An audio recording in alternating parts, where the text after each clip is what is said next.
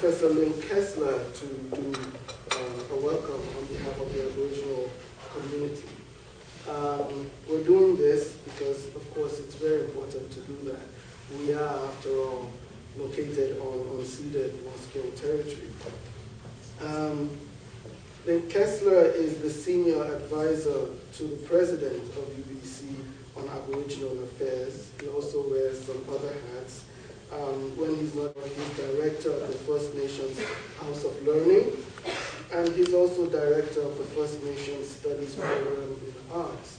So, Linc. Welcome, everyone. Can you hear me all right? Yes. And am I being picked up all right your recording?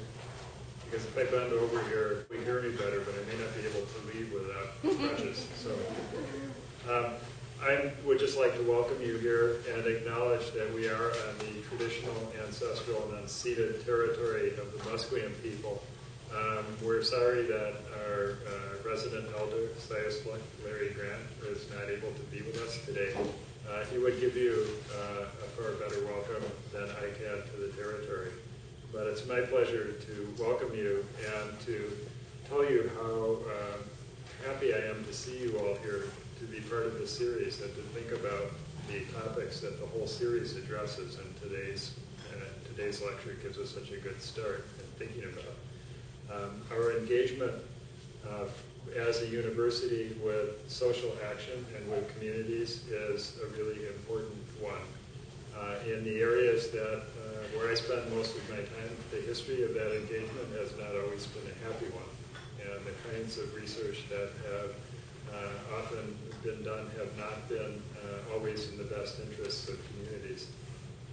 And I think I see a couple of other people who have just spent the last 3 days at the meeting of the Truth and Reconciliation Commission downtown, which is working to establish a national archive for the records of residential schools. And in thinking so intensely about that particular history, and returning to the university to think, to recognize that there have been times when university research has operated in probably not quite as egregious a mode as residential schools, but in some respects in similar ways on different occasions. It's really important to recognize the potential for the work that we do and the kind of understandings we develop to operate in a far more effective and positive way. And the role that we can play in a process such as the ones that they were describing and thinking about for the last 3 days, but in many, many other areas. The other thing that I just want to note is that I really feel fortunate to have been able to spend part of my time and my career here at UBC, because it is a university that has so many interesting people doing interesting work in different ways and coming at similar topics from very different angles. It's a real opportunity to think through multiple approaches to some common issues. And it's a great place to have conversations such as this one that span disciplines and establish frameworks that can be really valuable for all, that can be valuable to all of us, and ways in which to see the work that we're engaged in as part of a larger interesting pattern of work that has real possibilities for change and meaningful action. So welcome here to this series. I think some of the other parts of the series will be where I work in the First Nations Longhouse, and I'll look forward to seeing you there. But welcome here today, and thank you for being here. So I would also like to welcome all of you.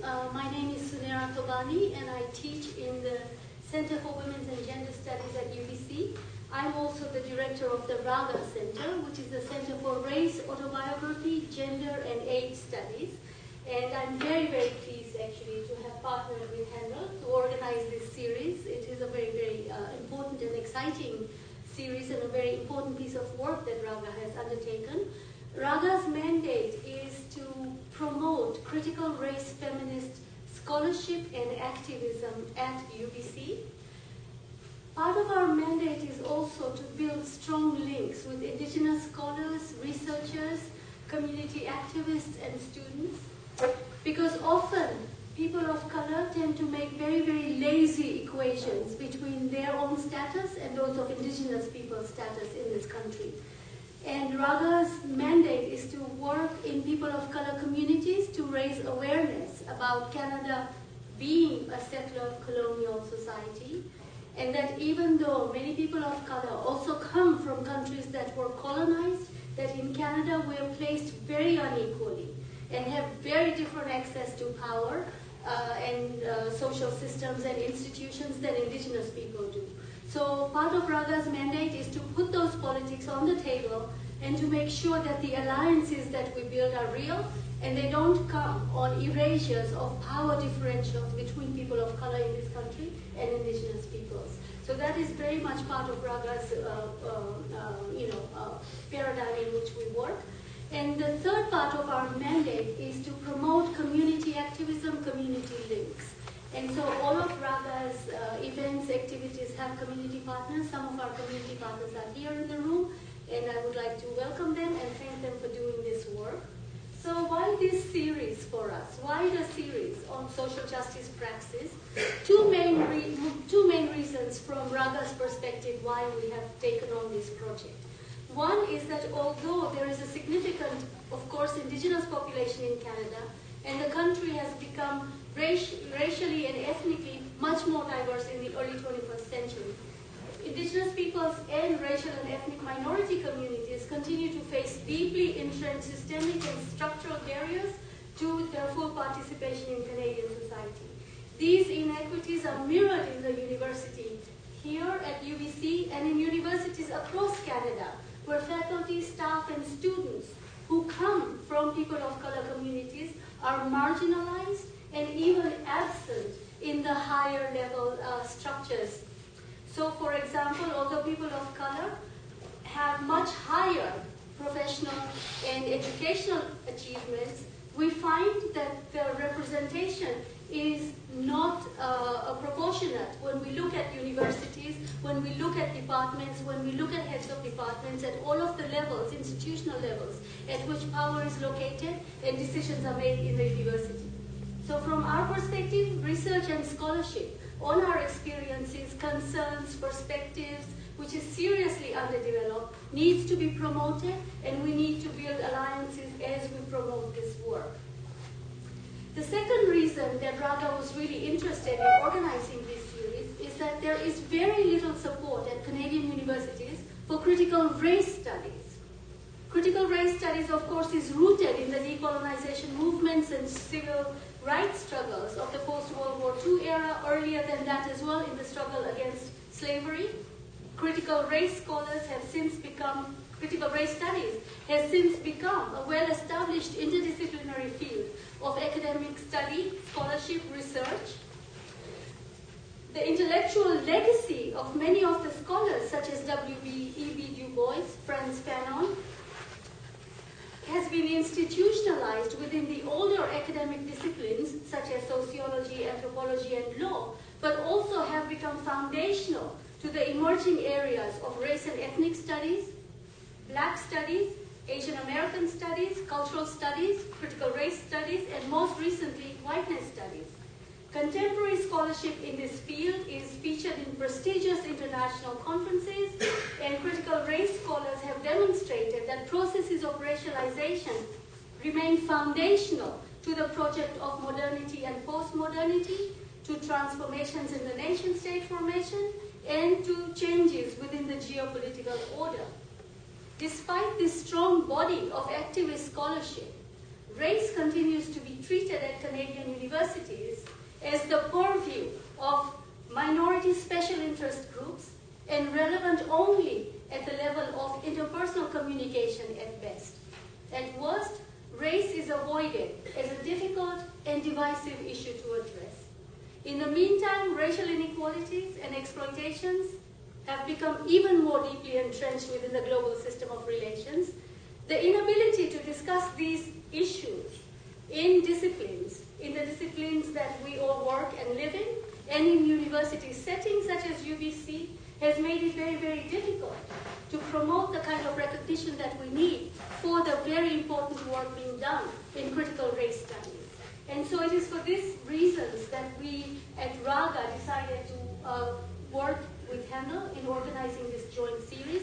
And we look forward to promoting this kind of work that is done at UBC, and also to promote links between scholars in the different units, different departments at UBC, in coming together and hopefully building ongoing networks and ongoing links that we can just keep on strengthening. So thank you all very much for coming. Thanks, Sunera. And thanks also to Linc. Really is working very hard on collaborative projects. And RAGA is used to doing stuff on their own, and it works really well. And CCIE is used to doing stuff on its own, and it works really well. And this is the first time, hopefully the first of several future collaborations that we've undertaken. And so far, so good. Sunera and I, as folks very committed to social justice work and activism in various spheres, came up with this series of colloquia designed to help all of us rethink various binaries, the binaries we carry around with us, binaries of theory and praxis, university and community, the academic and the popular, identity politics and academic work, indigenous ways of knowing and European ways of knowing, etc., etc. We want to promote work that goes beyond these binaries. We want to promote work that address and possibly go beyond what even people might call town-gown relationships or conceptions of the relationship between academic work and activism. We want to take this opportunity to point to the work of faculty, graduate students, community activists, cultural workers, whose work traverse back and forth across such borders of academia and the public. And so we offer 4 themes in 4 different symposia. And this first one is Indigenous Praxis and World Majority People's Identity Politics. The idea here being, in fact, when we look at indigeneity, there's so many nuances to it. Other places in countries that are places in countries in Africa, indigeneity might look different in terms of majority versus minority than the Canadian situation. We also want to look at anti-racism and critical race theory, as well as feminist theory. And anti-racism is big also in the field of education, and the nuances that people have come up with. And most of the work in anti-racism has been done not so much by scholars only, but by people doing the work on the ground. So what is actual anti-racist praxis is part of what we're interested in. We're also looking at service learning, but service learning which has become very big in the US and is now spreading to become big in Canada. We want to look specifically at what is called service learning for social justice as a particular brand of service learning. And we want to look at cultural studies, which usually is very involved with theorizing, but to emphasize the praxis elements of cultural studies. And finally, we'll look at post-colonialism and critical pedagogy. Critical pedagogy is beginning to lose some of its steam in the field of education, but there's a need to re-energize that field because critical pedagogy is a neat way to do praxis kinds of work. So we thank you for being here today and hope you join us for other colloquia that are in this series.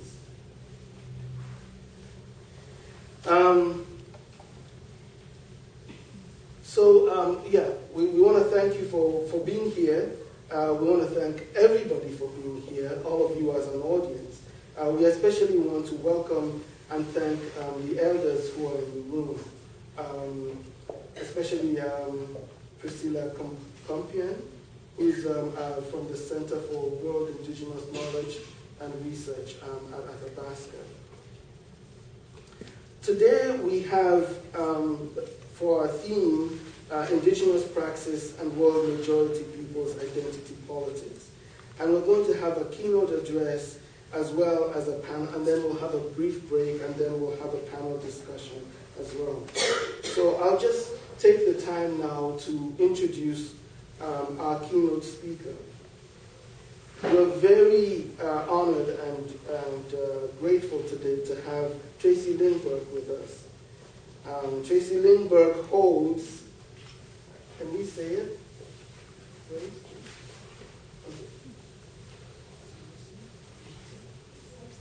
Okay.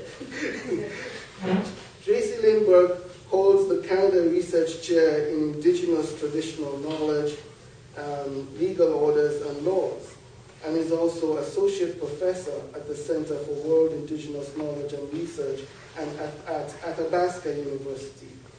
Tracey is a citizen of the Kelly Lake Cree Nation, and she works with Indigenous nations and citizens who are exercising their sovereignty and who are committed to self-determination.